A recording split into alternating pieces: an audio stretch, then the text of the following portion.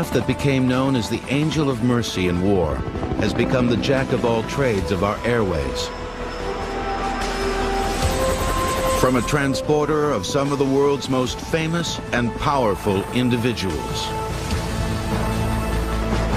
to aerial firefighters putting out some of our worst forest fires, from defender and protector of our neighborhoods, to the flying crane workhorses lifting over 12 tons, to one of the most important functions of this aircraft, the flying ambulance. Medevac helicopters have helped save thousands of lives a year. Yet less than 60 years ago, the only aircraft in the world that flies in 3 dimensions was still in its infancy.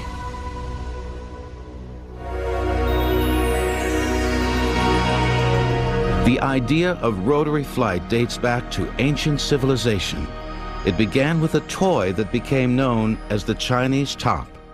We know for a fact that 1,500 to 2,000 years ago, the Chinese already had spin-top toys where you pulled a string and a propeller device flew into the air. The implications of it, however, were not realized by the Chinese at that time. As the Chinese top made its way across Europe, it quickly became a popular curio. By 1463, the top even began to show up in paintings, such as the famous Christ Child, which depicts Jesus holding one of these toys. Shortly after, in 1483, the first known design concept of a helicopter was put on paper by one of the world's most famous theorists. Leonardo da Vinci was very actively pursuing the challenge of the helicopter with that famous sketch of his and with the description that if the cloth were properly varnished and this screw-like object were turned quickly enough, it would ascend into the air. And if you look back at it, fascinating how close Leonardo da Vinci was to solving the problem of flight. But the man was such a perfectionist that he went beyond the glider, and if he had just stopped for a moment and said, okay, I don't think I can build this, but if I just make it into a fixed wing, that man would have flown 500 years ago. Da Vinci was among many scientists who were teased by maple seeds and dandelion leaves in flight. Various insects and hummingbirds who hovered effortlessly in midair, turned any which way they pleased, and could fly in all directions. But without a sufficient source of power to lift a man, the idea of any mechanical flight would remain for centuries a dream.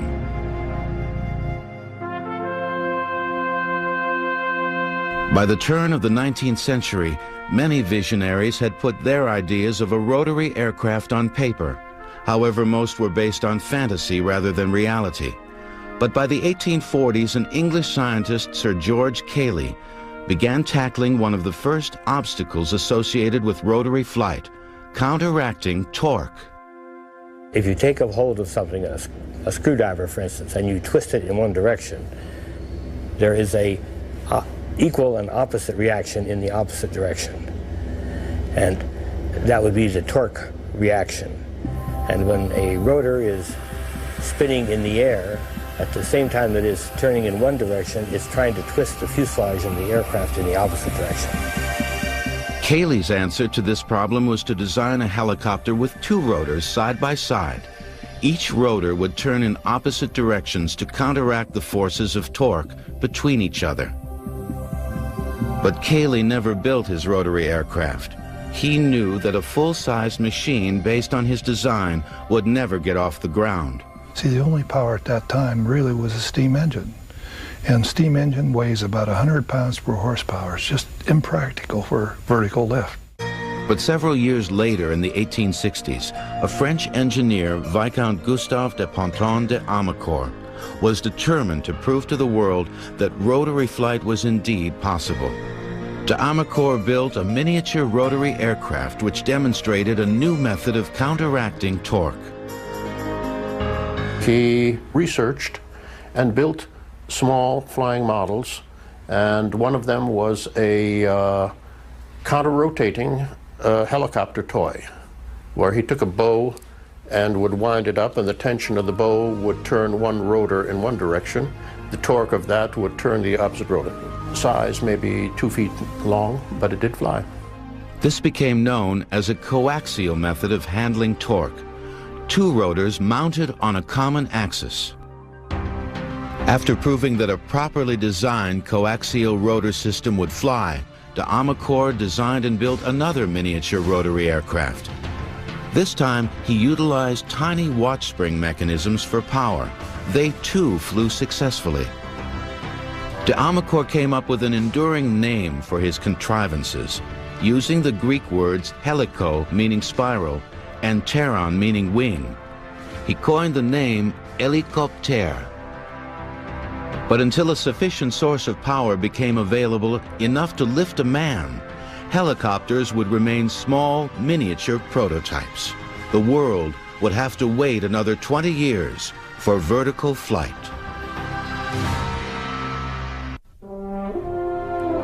By the mid-19th century, there were many failed attempts to design and build both fixed-wing and rotary-winged aircraft. But the failure of these attempts did not stem from a lack of aerodynamic knowledge. All of these early developments of aviation had to wait for the development of the internal combustion engine, the gasoline engine. Obviously, those people that were trying to fly with manpower, that is by flapping their wings or pedaling a bicycle-like machine. Four-stroke internal combustion engine was perfected by Germany's Nikolaus Otto. By the turn of the 20th century, the piston engine's power-to-weight ratio was at levels that assured mechanical flight possible, at least with airplanes. On December 17, 1903, near Kitty Hawk, North Carolina, the Wright brothers made the first controlled, sustained airplane flights in a powered, heavier-than-air vehicle. Now, the Wright engine was at about 15 pounds per horsepower, but that was possible for an airplane, but really not for a helicopter. So when the weight of the engine, reciprocating engine, got down to around 3 pounds per horsepower, that's when vertical lift machines would be possible. On September 29, 1907, French aviation pioneer Louis Breguet became the first to leave the ground vertically. He and his craft hovered for 1 minute at an altitude of 2 feet. However, Breguet had no control of his gyroplane number 1, and his craft was tethered to the ground for safety. But on November 13, 1907, another French engineer, Paul Cornu, would also make aviation history.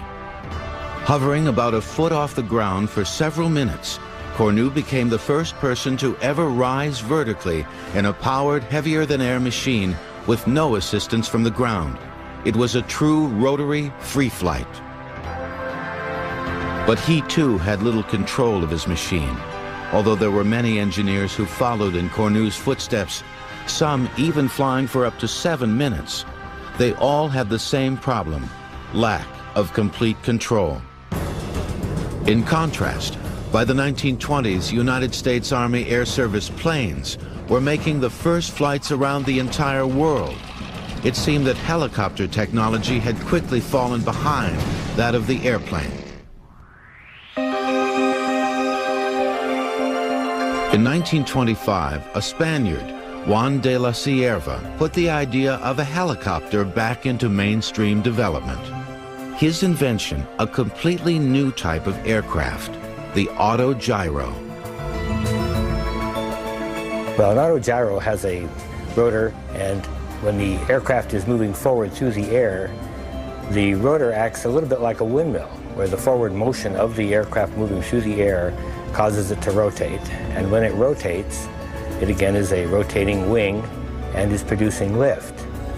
But the forward motion of the autogyro is produced by a propeller very similar to what you would have on an airplane.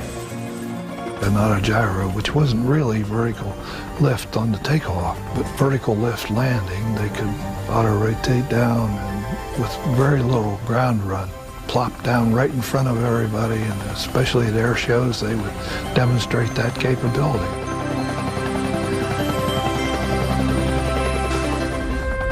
This method of landing is the same basic approach that a modern helicopter would take should its engine fail.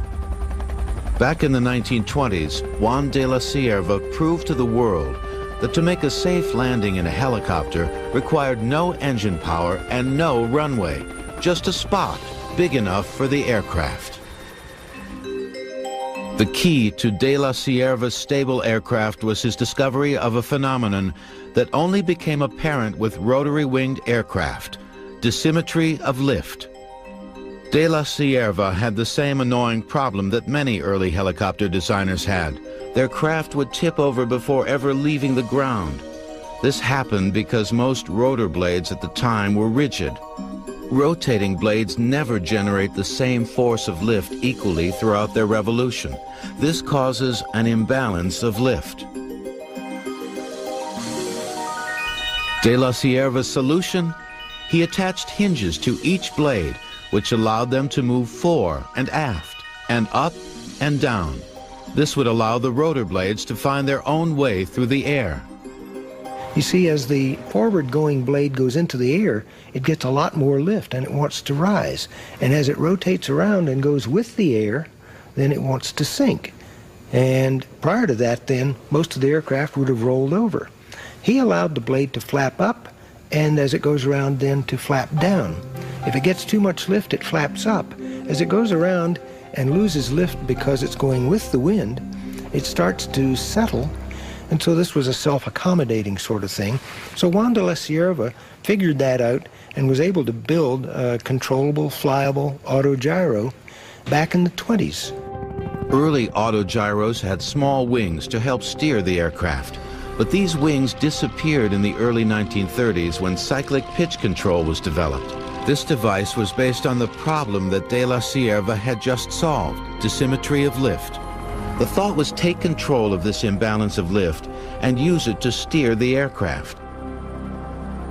It wasn't until the cyclic pitch, where we can change the pitch as we go around the blade, so it might go high on this side and low on that side, that people began using cyclic pitch to help control this rotor. And so then, in hovering, where you have no forward flight speed, they were able then to tilt the rotor so as to be able to go laterally, or tilt the rotor so as to go longitudinally. This is the same basic device that steers a modern helicopter. When the cyclic stick is moved, a device at the base of the rotor hub alters the pitch of each rotor blade individually as it goes through its cycle of rotation. So where the pitch in a blade is greater, it grabs more air and the blade rises higher. Where the pitch is less, the blade swings lower because it has less air to catch on its surface. The overall effect with this system is the change in the rotor plane, which enables directional control.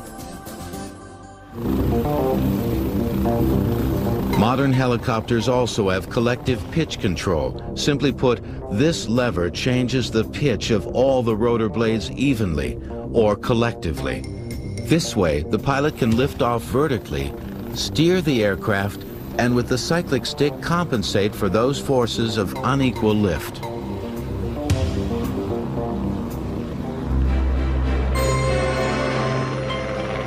Thanks to these new technological breakthroughs back in the 1930s, the autogyro achieved practical success.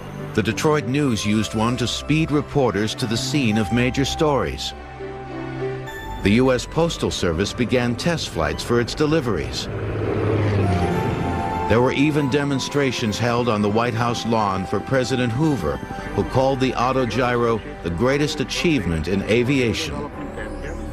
Harold Pitcairn, who was licensed by de la Cierva to build autogyros in the United States, even foresaw a future where autogyros would make automobiles obsolete. He designed a Pitcairn rotable and demonstrated it on the streets of Washington, D.C.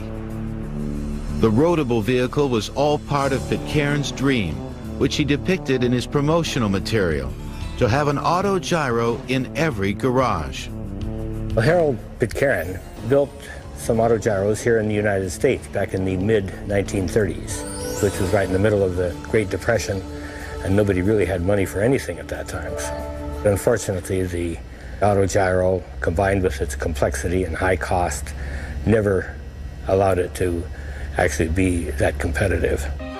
The autogyro's fate was sealed when in December 1940, its 41-year-old inventor, Juan de la Cierva, was killed in a commuter airplane accident in London. But by solving many of the autogyro's problems, de la Cierva and his colleagues had opened the way at last for the practical helicopter. The world wouldn't have to wait long. Two men working independently of each other were about to push helicopters into the modern era. But in 1936, a German airplane engineer, Heinrich Fokker, had gone beyond conventional thinking. Why go to an elaborate new machine? He felt that the trusty autogyro was so close, he would simply build upon its basic design.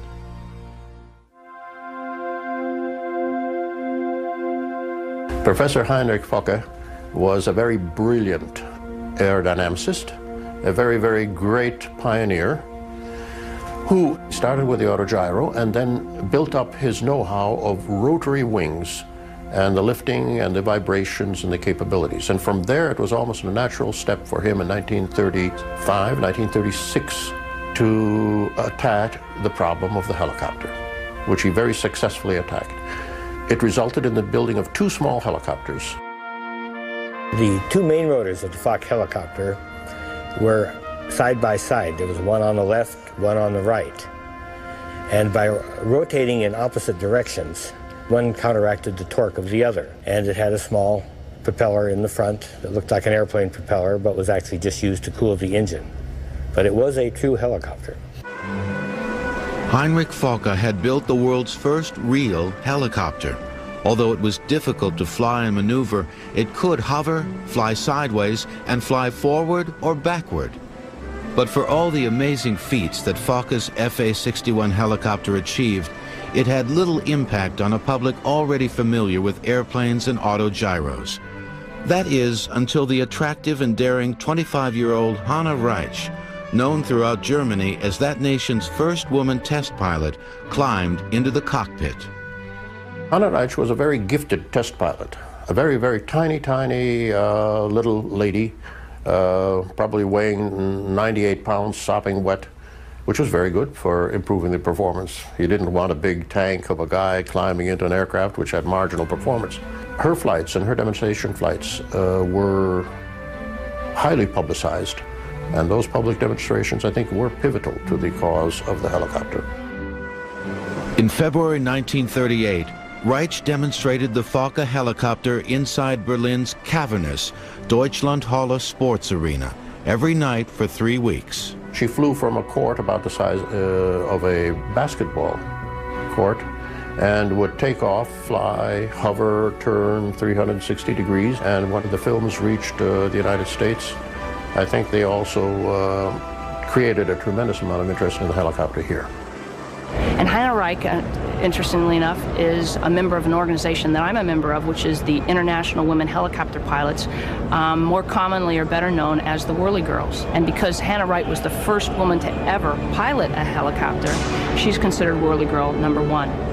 And presently, we have over 1,000 members of the Whirly Girls, and all of them must be rated pilots, and they're from 28 different countries. As Hanne Reitsch continued to break virtually every helicopter world's record, an American-Russian immigrant, Igor Sikorsky, was about to change the course of helicopter history. Igor Sikorsky was no stranger to aeronautics. By the mid-1920s, he had built one of the most successful airplane companies in the world, Sikorsky Aviation. In 1929, the company became a subsidiary of United Aircraft, giving Sikorsky time to pursue a lifelong dream, helicopters. As a boy in Russia in 1909, Sikorsky had built several unsuccessful helicopters, but by 1931, he was ready to tackle the task again. Dad got back into helicopters in the very early 1930s. At that time, you could say his work, 9 to 5, were the large clipper ships, the flying boats for Pan American Airways and for a number of other airlines. But already in 1931, 32, 33, you begin to see the sketches increasing in volume the sketches of a helicopter. And by 1935, 1936 already, I was building small little models that he would then demonstrate to his engineers or take up to the board of directors of United Aircraft, as it was called in those days.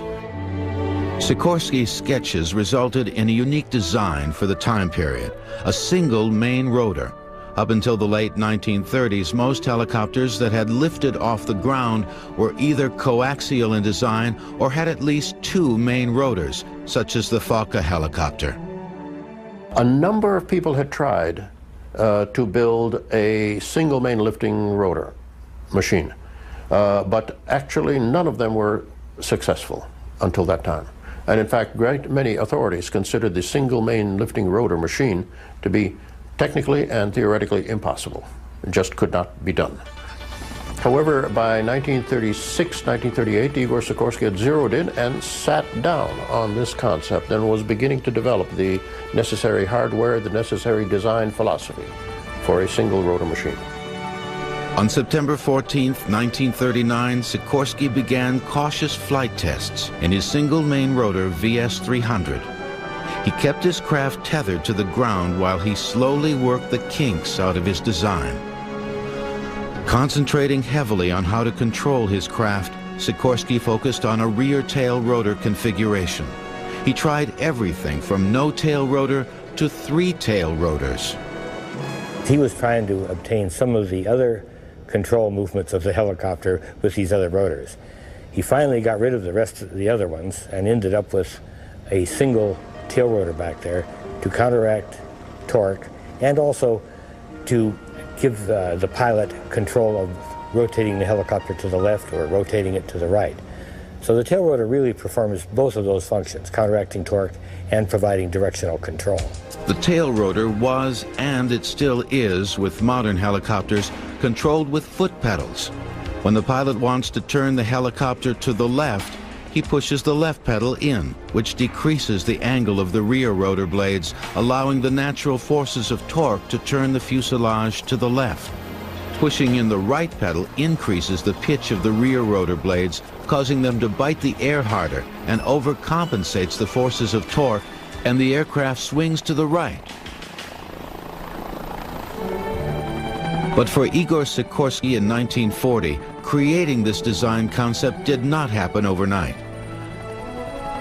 There were many flight tests that would demand numerous modifications, so many that Sikorsky's mechanics affectionately nicknamed the VS-300 as Igor's nightmare.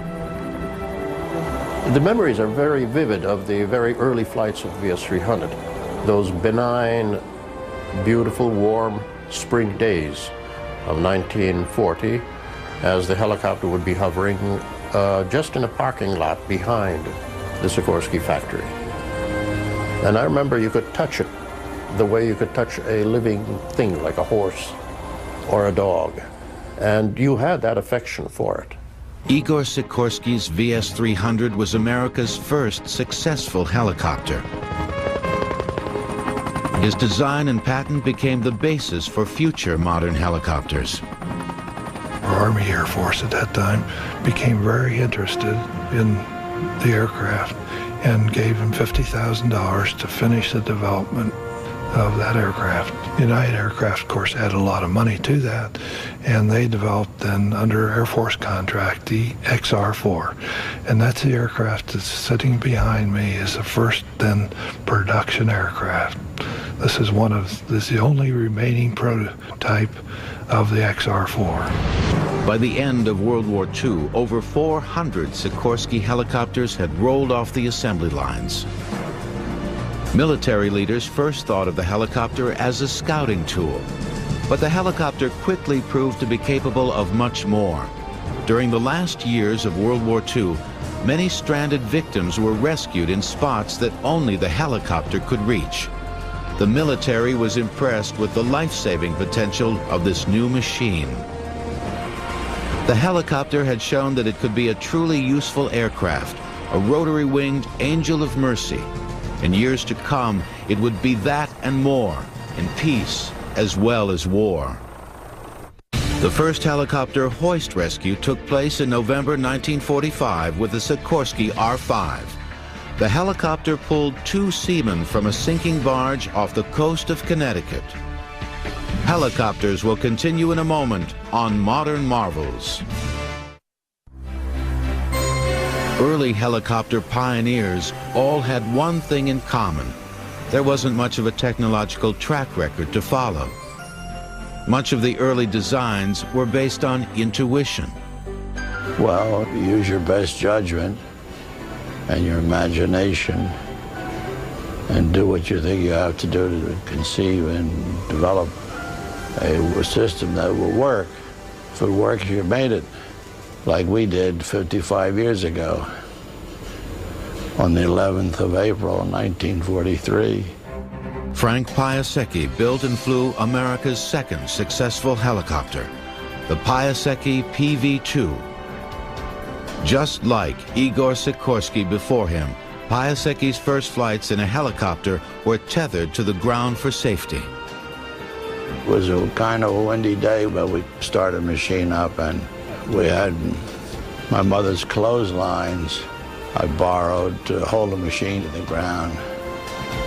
And all of a sudden, a gust of wind came along, lifted me up off the ground, broke the ropes. Everybody ran away, and just by some stroke of the Lord, I moved my head in the right direction and countered the turn that the wind did, and came back on the ground and stopped. And the machine was saved. And that was our first takeoff. Piasecki's PV-2 helicopter evolved into a fully controllable aircraft. Just like the other early helicopter pioneers, Piasecki's machine took months to perfect. Not only were engineers dealing with the unknown, but with helicopter technology being so complex and so new, gathering support for such endeavors wasn't always easy. If you said, I'm designing a helicopter, people would look upon you as a nut. It was known that it had a lot of failures by many different people and many celebrated engineers. And therefore, who the hell are you that you're going to design a helicopter that will fly? So get out of my way. But by the time the clouds of World War II began to part, more than 50 companies were working at helicopter development, all hoping for a governmental contract. It was Frank Piasecki who got the attention of the Navy. Frank Piasecki designed a helicopter that had 2 rotors, but instead of being a lateral twin, meaning that it had rotors on each side, he put one of the main rotors at the forward end of the helicopter and the other main rotor at the aft end of the helicopter. Again, they rotated in opposite directions so that each one compensated for the torque reaction of the other. And Navy then gave us an order for 10 of them because they wanted to try out a squadron of them. And with those 10, they were able to apply this new thing that they had, which gave them 1,800 pounds of vertical lift, which gave them more speed, which gave them more maneuverability, towing things, for instance, minesweeping. Piasecki built several variations of tandem rotor helicopters. Shortly after World War II, they were in use with the Navy, Marines, and Coast Guard. However, by August 1950, the armed forces found themselves in desperate need for hundreds of new helicopters in a war that no one expected.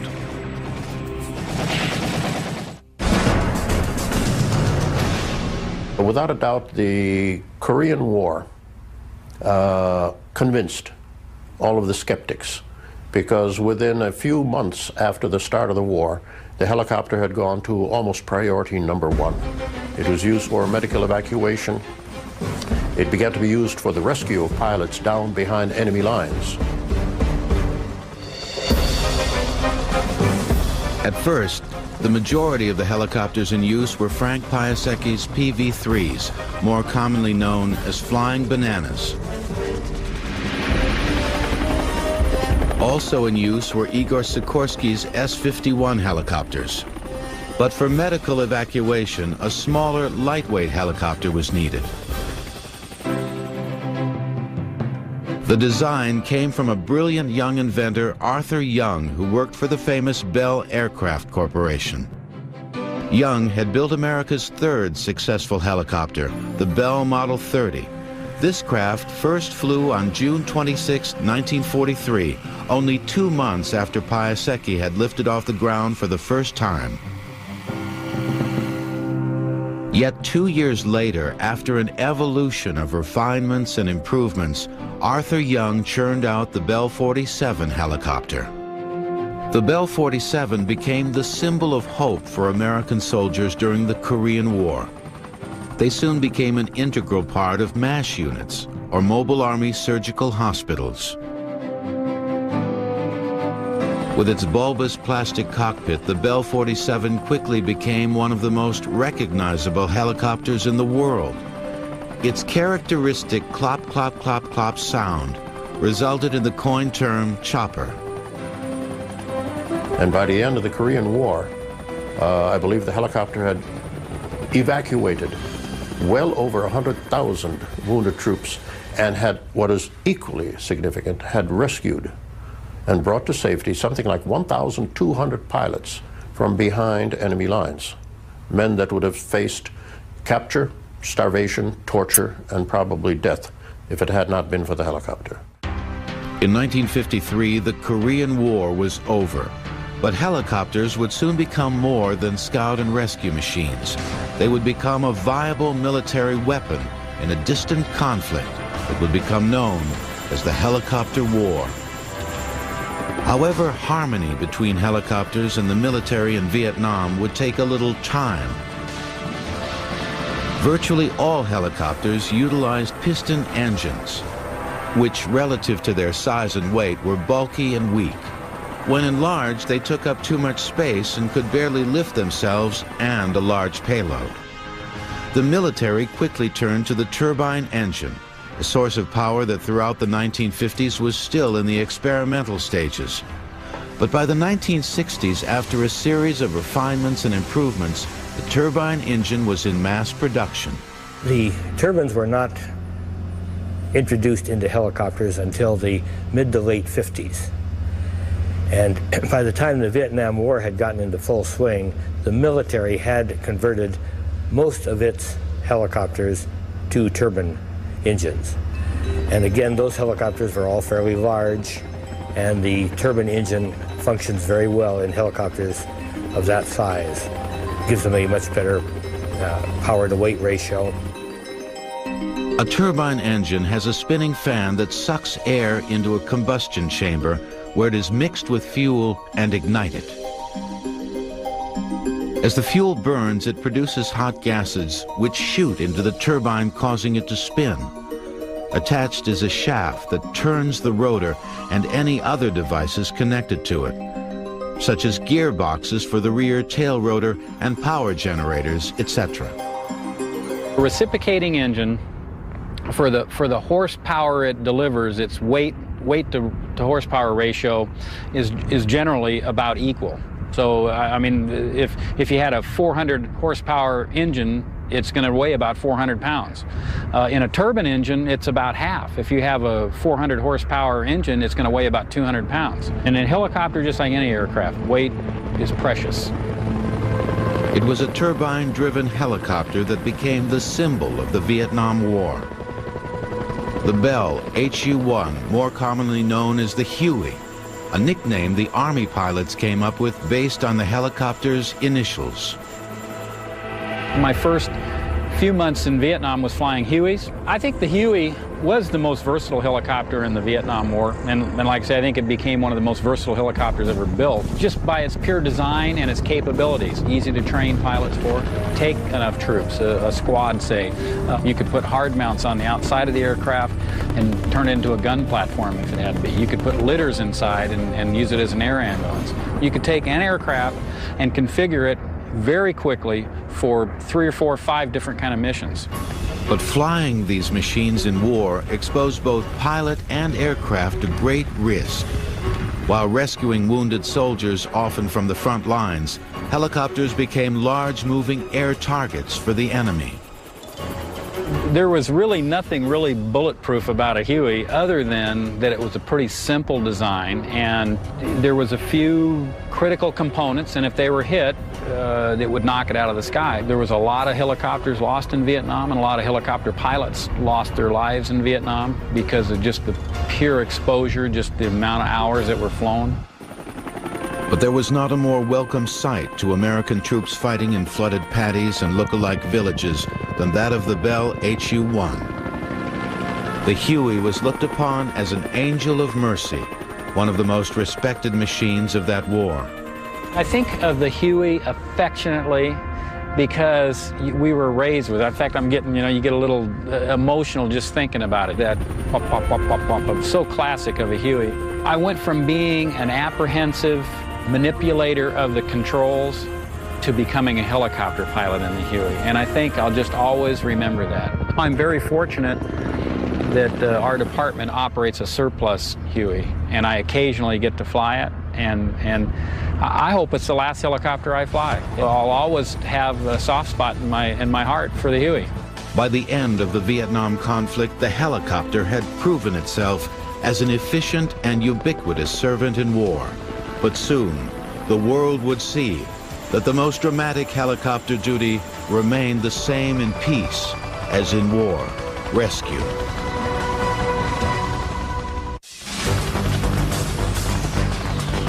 Less than 20 years after the birth of the modern helicopter, the world became reliant upon its existence. I think certainly that to the Army of the United States, and I would dare say to the armies of a number of military services around the world, the helicopter certainly is as indispensable as the jet fighter is to the air forces of the world. It does provide you simply with the capability to continue military operations in areas that would be inaccessible with anything but the helicopter. Currently, the latest in helicopter technology can be found in some of the various military machines, such as the Boeing Sikorsky Comanche. This stealth machine can fly at speeds up to 200 miles per hour and execute snap turns in 4.5 seconds. The Comanche can fly sideways or backwards at 70 miles per hour, while the pilot utilizes the craft's advanced radar and infrared sensors. In seconds, the Comanche's computers can scan miles of a battlefield, instantly prioritize all hostile targets, including tanks, trucks, and even other helicopters. While displaying the targets for crew identification, the system selects the optimum weapon to neutralize each, either from its own extensive weapon systems or by relaying encrypted information to other air or ground commanders. But the civilian side of helicopter technology is no less important. Helicopters are always on standby for our safety and benefit. A lot of people don't realize one of the special functions of a helicopter in a large metropolitan area is when the corporate helicopters are members of a disaster relief program. And in the New York City area, for example, all the corporate helicopters that fly around not only just fly the executives around to save time and bring in a lot of business to the area, which is very important for the economy, but should an unexpected disaster occur, for example, some kind of a bombing or just some kind of a national disaster, the helicopters would all rally in support of the community. And this is something that we do in addition, just as a community service. Today, I think we can say, as a rough ballpark figure, that well over 1.5 million human lives directly saved by the helicopter, by the intervention of the helicopter.